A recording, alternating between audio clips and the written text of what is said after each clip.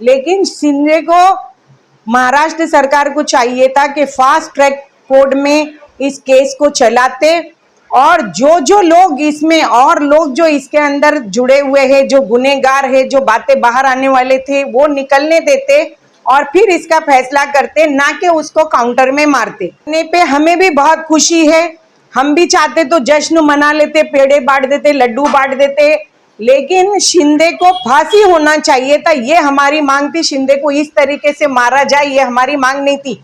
आज अगर इसके ऊपर हमने आवाज नहीं उठाई, यही बात तो खटक रही है कि वो आरएसएस के लोगों का स्कूल है, जो 6-7 लोग फरार है, उनको आज 1 महीना हो गया, अभी तक महाराष्ट्र सरकार अरेस्ट नहीं कर सकी।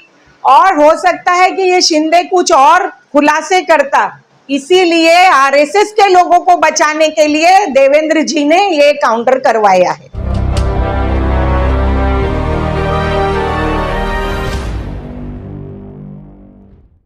जैसे कि आप एक लेडीज हैं, तो बदलापुर मामले में किस नजरिए से देख रही हैं? देखिए, ऐसा है, सबसे पहले तो मैं आपका शुक्रिया अदा करना चाहती हूँ कि आप आए मुझसे सवाल पूछने के लिए। बदलापुर में जो हुआ वो बहुत ही गलत, बहुत ही दुखदायक हुआ। छोटी छोटी मासूम बच्चियों के साथ में जिस तरीके का करतूत किया शिंदे ने, पूरा महाराष्ट्र ही नहीं, पूरा देश चाह रहा था कि शिंदे को फांसी लगे। लेकिन शिंदे को महाराष्ट्र सरकार को चाहिए था कि फास्ट ट्रैक कोर्ट में इस केस को चलाते और जो लोग इसमें और लोग जो इसके अंदर जुड़े हुए हैं, जो गुनहगार है, जो बातें बाहर आने वाले थे, वो निकलने देते और फिर इसका फैसला करते, ना कि उसको काउंटर में मारते। शिंदे के मरने पे हमें भी बहुत खुशी है, हम भी चाहते तो जश्न मना लेते, पेड़े बांट देते, लड्डू बांट देते, लेकिन शिंदे को फांसी होना चाहिए था, ये हमारी मांग थी। शिंदे को इस तरीके से मारा जाए, ये हमारी मांग नहीं थी।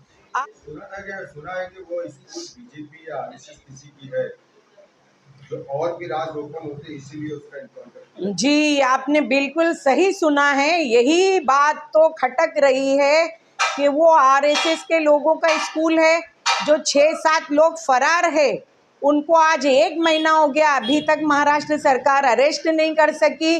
और हो सकता है कि ये शिंदे कुछ और खुलासे करता, इसीलिए आरएसएस के लोगों को बचाने के लिए देवेंद्र जी ने ये काउंटर करवाया है।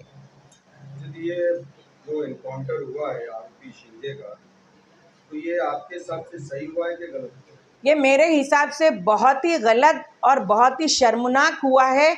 मैंने अभी थोड़ी देर पहले कहा ना कि शिंदे को फांसी लगना चाहिए था और हम सब चाह रहे थे कि उसको जल्द से जल्द फांसी दी जाए, क्योंकि शिंदे की एक बीबी ने नहीं, 2 बीबी ने नहीं, उसने 3 शादियां किया था, 2 बीबियों ने उसके ऊपर गलत तरीके से संबंध बनाने का, गलत तरीके से उनको टॉर्चर करने का ऐसा आरोप लगाया है, उसके ऊपर एफआईआर हुई है। शिंदे एक बहुत ही गलत आदमी था, हम कहीं शिंदे को सपोर्ट नहीं कर रहे, लेकिन ये काउंटर जो हुआ है ये बहुत गलत है और इसके ऊपर हमारा विरोध है। जैसे कि आप भी तो पहले बीजेपी में थी, अभी उदयपुर पे चली गई, आखिर क्या वजह था बीजेपी छोड़ने की? बीजेपी छोड़ने की ये वजह है कि एक तरफ कहा जाता है कि एक देश एक कानून, ये देश कानून के हिसाब से चलेगा, और दूसरी तरफ लोगों के साथ में इतना गलत की यही बात वो मौलाना ने नहीं बोली थी, पर आज वो साल भर से जेल काट रहे हैं। लेकिन एक तरफ महाराजगिरी जैसे लोग हैं जो हमारे दिलों को चीर रहे हैं, क्योंकि हम आप सल्लल्लाहु अलैहि वसल्लम के उम्मती है, मोहम्मद सल्लल्लाहु अलैहि वसल्लम हमारे पैगंबर है, हमारे पैगंबर के खिलाफ इतना जहर उगला जा रहा है। और गृह मंत्री देवेंद्र जी वो नीतीश राणे को सपोर्ट करते हैं, शिंदे जो है वो महाराजगिरी को सपोर्ट करते हैं, गिरीश महाजन सपोर्ट करते हैं। ये ऐसे लोग हैं जो महाराष्ट्र में अमन चैन बना नहीं रहने देना चाहते, इसी वजह से मैंने बीजेपी छोड़ दिया। जैसे आप तो बीजेपी छोड़ के किसी और पार्टी में जा सकते हैं, जैसे कांग्रेस है, एसीपी है, और भी पार्टियां, तो आप उदयपुर पे क्यों गई? क्योंकि मुझे उद्धव जी का नेतृत्व करना बहुत पसंद है, उनका काम बहुत पसंद है। उन्होंने लॉकडाउन में जिस तरीके से 2.5 साल सरकार चलाया है वो एक काबिले तारीफ था। उन्होंने कभी भी किसी को भी तकलीफ नहीं होने दी। जिस तरीके से महाराष्ट्र में हर चीज़ की व्यवस्था हो रही थी, महाराष्ट्र के मुख्यमंत्री की तारीफ हुई सब जगह दुनिया में कि लॉकडाउन में उन्होंने किस तरीके से संभाला है, वो मुझे बहुत पसंद था। और सबसे बड़ी बात कि उद्धव जी भी हिंदुत्व की बात करते हैं, लेकिन मैंने आपसे अभी कहा ना, जो सेकुलर हिंदू है वो कभी किसी दूसरे धर्म को चोट पहुंचाना, उनके दिलों को तकलीफ देना बर्दाश्त नहीं करता है। उसी में उद्धव जी भी हैं। वो कभी भी, वो बहुत कड़क बोलते हैं और बहुत प्यार से भी बात करते हैं, लेकिन वो कभी किसी मजहब का अपमान नहीं करते हैं, सबको लेकर चलते हैं। महाराष्ट्र में एक अच्छी सरकार उन्होंने चलाई है और आगे भी वो चलाएंगे। अभी ये मौजूदा सरकार महाराष्ट्र की सीएम की सरकार को आप क्या कहना चाहेंगे? मैं महाराष्ट्र की सरकार से कहना चाहती हूँ कि हमें आपकी लाडली बहन योजना नहीं चाहिए।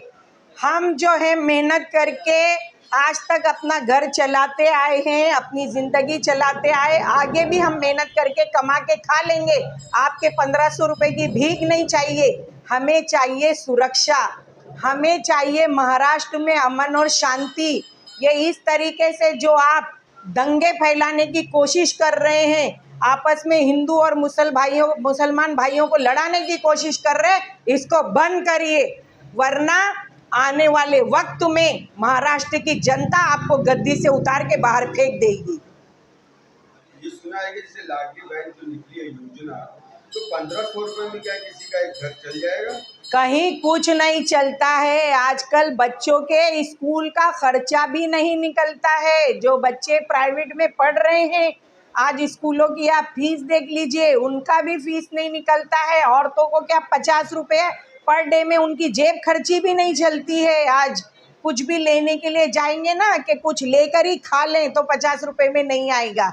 और वो ऐसे ही ऐड बना रहे कि लोगों को 1500 रुपया औरतों को मिल रहा है, वो शॉपिंग करने जा रही हैं, वो अपने लिए कपड़ा खरीद रही। मुझे बताओ ना कहाँ पर आ रहा है अच्छा कपड़ा 1500 रुपये में।